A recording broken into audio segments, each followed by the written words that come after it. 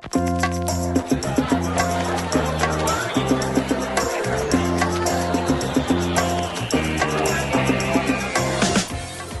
there, and thanks for joining us today with this episode of the GrowVC Everyone Funding Startups podcast. Today we're talking about entrepreneurship as a driving force for growth and development, looking down the line at the big picture. I'm your host Marcus, and I'm here with Jouko from GrowVC and our special guest, entrepreneurship advocate Sramana Mitra. So, Sramana, would you tell our listeners a little background on yourself? Well, first and foremost, I'm an entrepreneur. I've done 3 startups of my own as founder CEO.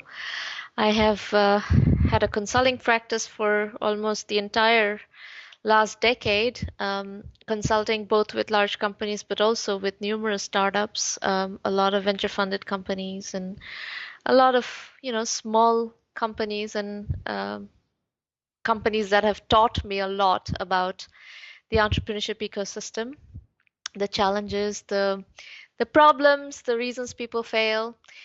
And I also write a blog that is a very well-regarded blog in the entrepreneurship world called Sramana Mitra on Strategy. That's at sramanamitra.com, www.sramanamitra.com. And I've written 5 books on entrepreneurship. What else do you want to know? I think that's a good overview. So thanks for joining us. It's a pleasure to have you on the podcast. My pleasure too. So now let's move over to our member highlight for this episode. And that's a startup called Syntep with their recycling shower. And Syntep makes showers that recycle water. Their slogan reads, 70% less water, 70% less energy, a lot less cost, a lot more sense. The savings in water and electricity made by the shower mean that the purchase can repay itself in as little as 1 year. And the company is right now in the processes of closing their first funding round. And Jouko, what do you think of the recycling shower? I think that it sounds like a great idea. Of course, I'm not able to comment the technology, how well it works.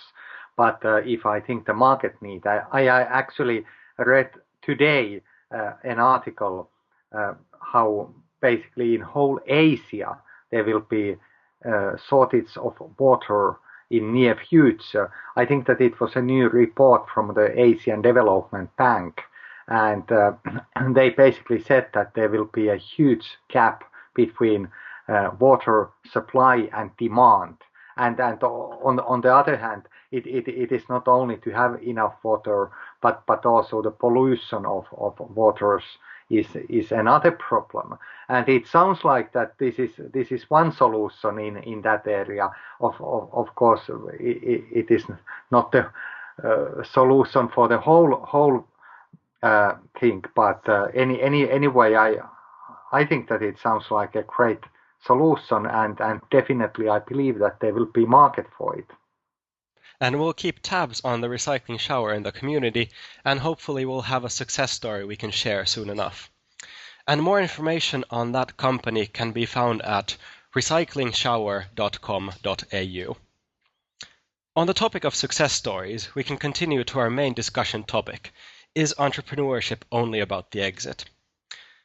And Sramana, you've been a strong advocate for entrepreneurship for several years.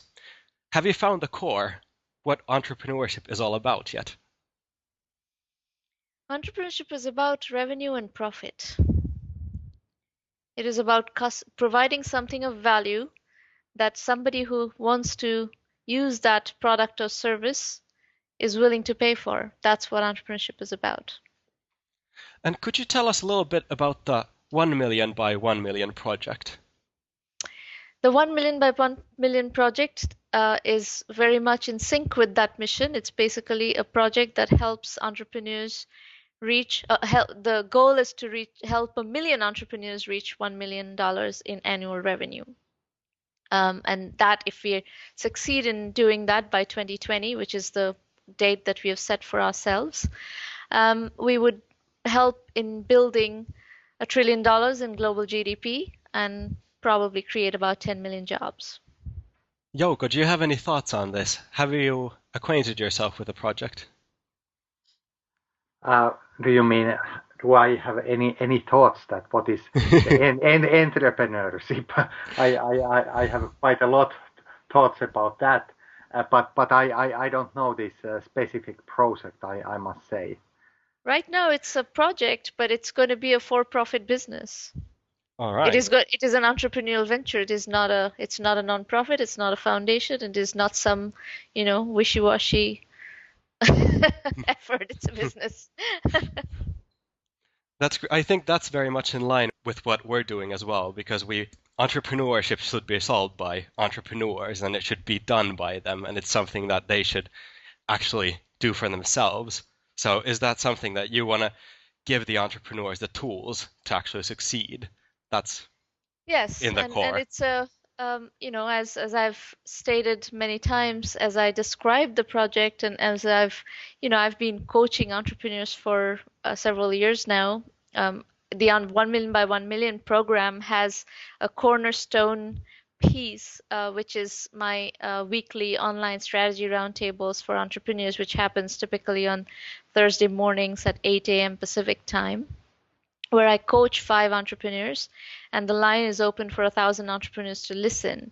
And typically, I coach 5 entrepreneurs, and I also do spend some time on methodology.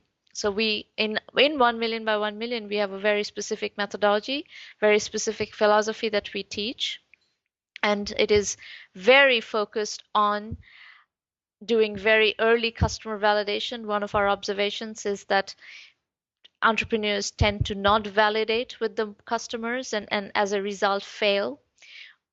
I don't know what the statistics are globally, but because there's not as much data that has been published. But if you look at the US system, we have 600,000 companies failing every year, shutting down every year. And the good news is 600,000 companies start every year as well.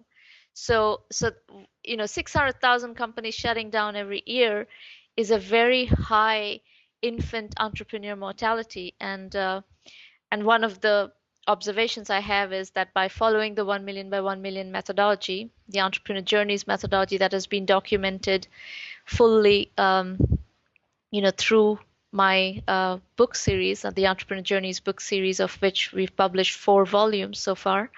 um, I believe we can really impact that mortality rate. Yeah, it sounds like that it's very good and very valuable project because especially I think that those who are starting the first time, there are so many questions and so many things what they just cannot know. Yeah, actually I was just going to comment this number of failing companies. I think that actually in the US it is higher than in some other places, but actually that is also interesting in that way that, for example, many people in Europe see that there should be actually more companies that fail because maybe you know that it is somehow acceptable in the US to fail and start again, but actually in Europe especially, or maybe on definitely in some places in Asia also, another problem is that people are afraid to fail so that they don't even start. And Well, that's I think the real point is that people don't even start in those other countries. There are about 26 million companies in the US, of which around 22 million have no employees, and another 5 to 6 million have less than 10 employees. So if you look at about these 27, 28 million companies, these are small startups basically, and of which 600,000 fail every year, 600,000 new ones start every year. I don't think the system is as dynamic anywhere else. You're absolutely right. It's acceptable in the US to fail. And people don't hold it against you, and there's a good system for people to fail and restart, and that system, both the societal system and the commercial system, just does not exist as well anywhere else. how do you select those companies who basically uh, come come to this